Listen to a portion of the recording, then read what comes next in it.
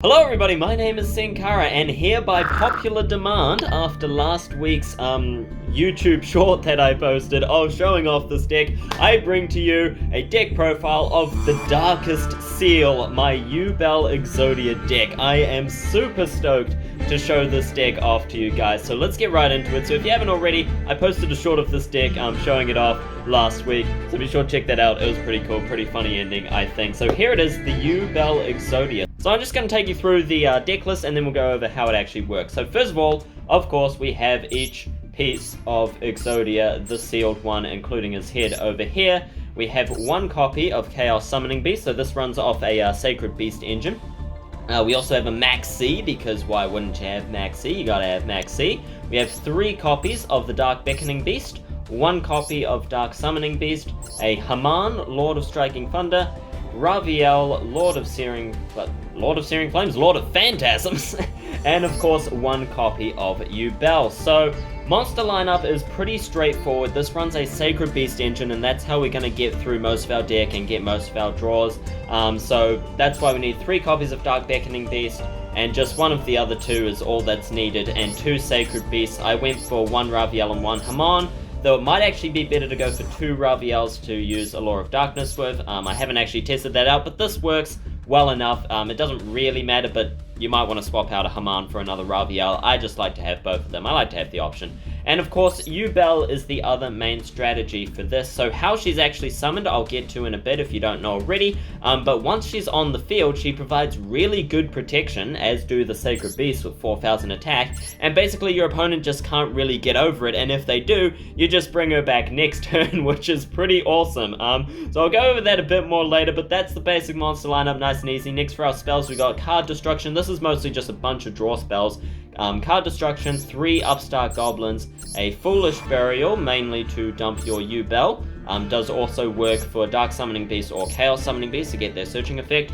We have a Terraforming, Pot of Avarice, 3 copies of Dark World Dealings, 3 copies of Allure of Darkness, 1 copy of Pot of Prosperity, 2 copies of Chicken Game, 1 Fallen Paradise, this is our main draw spell in the deck, 3 Opening of the Spirit Gates, our main searcher, and 3 copies of Hand Destruction. So this deck went through a lot of changes, and the main problem with the original drafts was that they just weren't consistent enough. So in order to increase the consistency, I added a lot more draw spells, as well as took out clunky cards. So originally I had the other versions of Yubel as well, Terra Incarnate and the Ultimate Nightmare, and this is good because it means if your opponent destroys Yubel, you have backups right away, but the problem with it is that it resulted in a lot of dead hands. It just resulted in too many dead hands with the Sacred Beasts as well, which are important. You could take out one of them, I suppose. If you wanted, you could take out a Sacred Beast and even a Dark Summoning Beast to put in the other 2 copies of Yubel, but it's not overly necessary. But if your opponent does tend to destroy Yubel, they might be good side deck cards, is what I'm saying. If your opponent has a lot of monster destruction, it could be good side deck cards to have the other forms of Yubel swapping out for these guys, or you might swap them out for a spell. It depends on how lucky you are and how good you are at drawing those or not drawing them, but in my experience they resulted in a lot of dead hands, which is unfortunate. But that means we just have a lot of draw spells. So I used to have more Prosperity, but you only actually need 1, and I'll explain why in a second. So for our traps, we've got 1 backup soldier and 2 copies of Obliterate.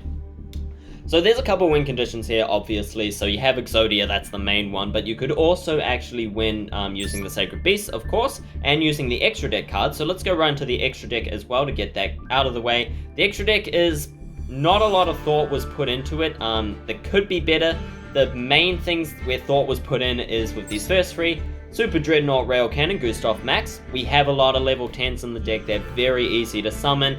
Gustav Max is a great win condition, 2,000 damage, and of course you can go straight from Gustav Max into Juggernaut Liebe, which again is an OTK card in itself. If you get this card out, it's pretty easy to win, and it's very easy to get this card out. It just depends on what's going on the field, of course. And then we have a Ravenous Tarantula, just because we can. The next important cards are actually Link Spider, can be summoned with an Exodia piece, so not a bad idea.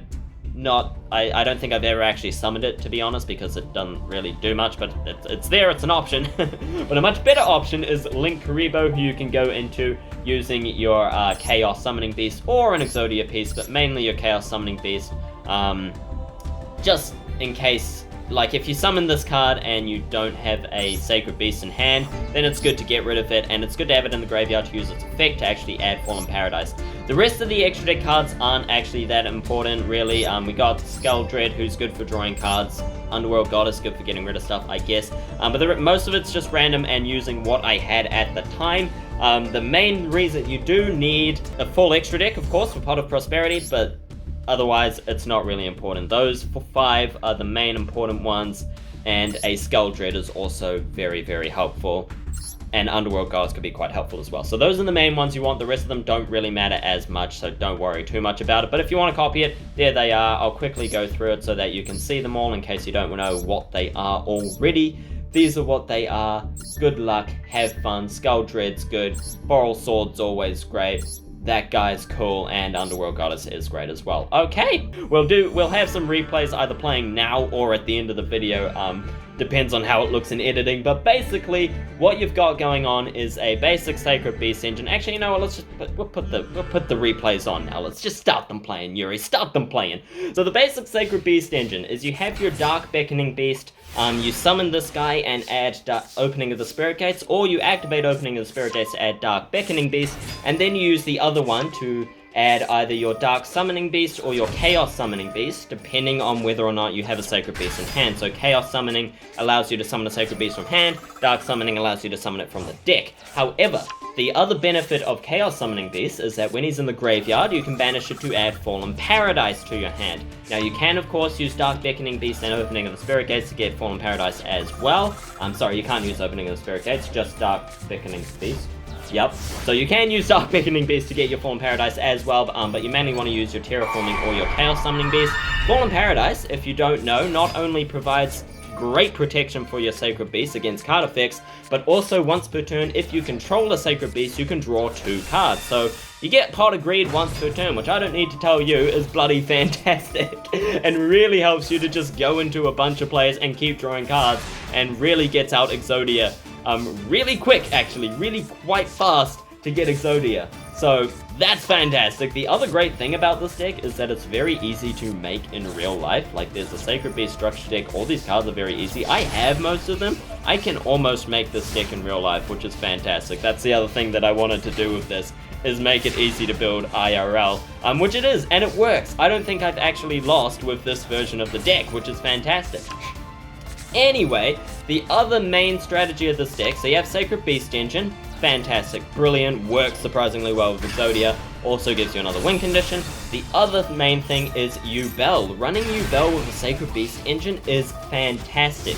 You just need to get her in the hand or in the graveyard with Foolish Burial, and then with your Opening of the Spirit Gates, each turn you can discard a card to special summon a Fiend monster from your graveyard with 0 attack and defense, which is, of course, Yubel. So even if she dies, you just bring her back next turn. The other great thing is that she's a level 10, which allows you to overlay her with any of your Sacred Beasts going into a rank 10, but also means that while she's on the field with Opening of the Spirit Gates, you can add a continuous spell from your graveyard to your hand. So that way, if you have 2 copies of Opening of the Spirit Gates, 1 in hand, 1 on field, you discard 1 to special summon your Yubel, and then you bring back Opening of the Spirit Gates. So then, because each turn during the end phase, you have to tribute a monster to keep Yubel on the field, then you discard your Opening of the Spirit Gates each turn to just bring to special summon one of your other fiends with 0 attack to tribute for Yubel, and then of course Opening of the Spirit Gates brings the other one back to your hand. So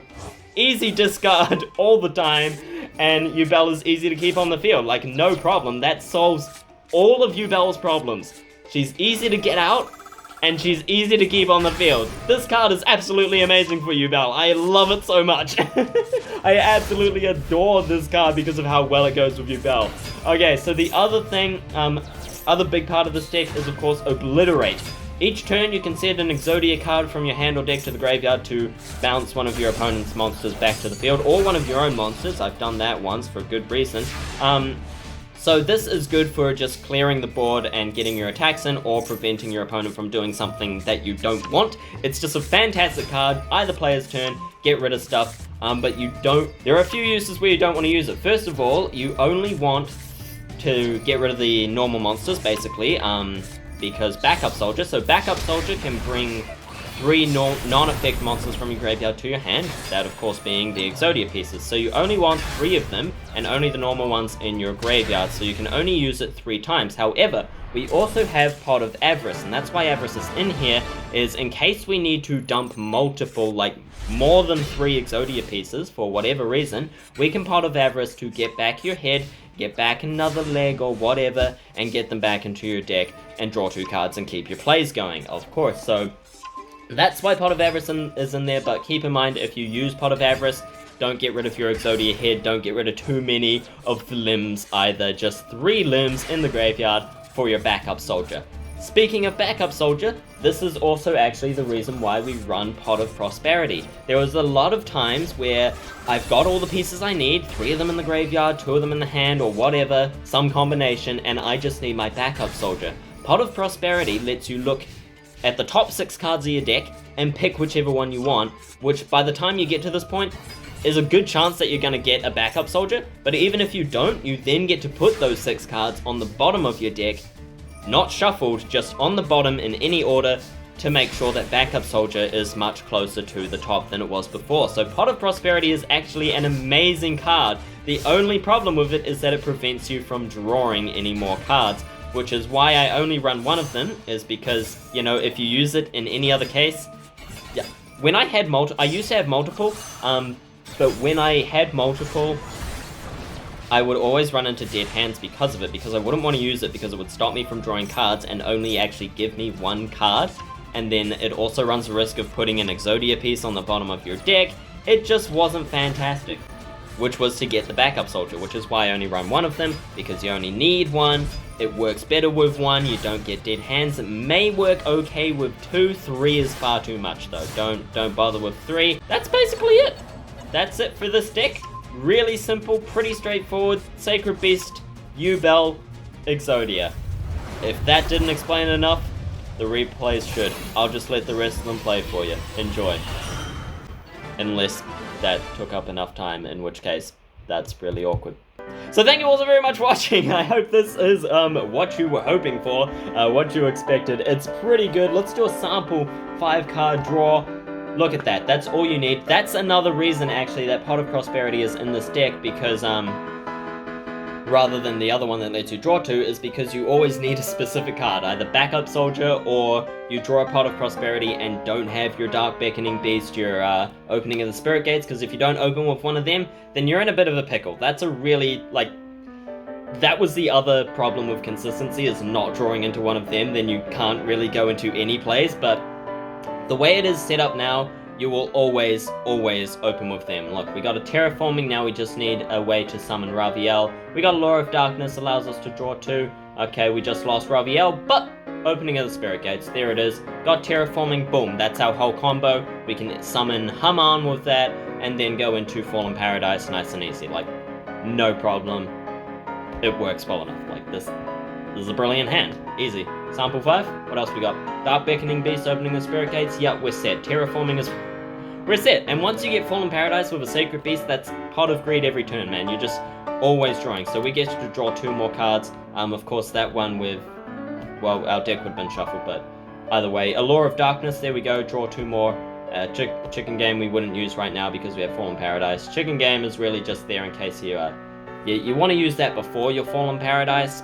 Once Fallen Paradise is on the field, if you have a Sacred Beast, Chicken Game isn't really that useful, so we just sort of ignore it for a bit.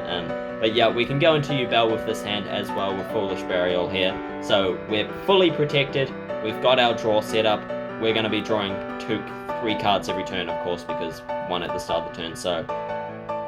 deck is very consistent, it works well. If the replays didn't show you that well enough, then try it out for yourself. It's a lot of fun, easy to build, not very costly, and yeah, that's all there is to it. Thank you all so very much for watching, I hope you enjoyed.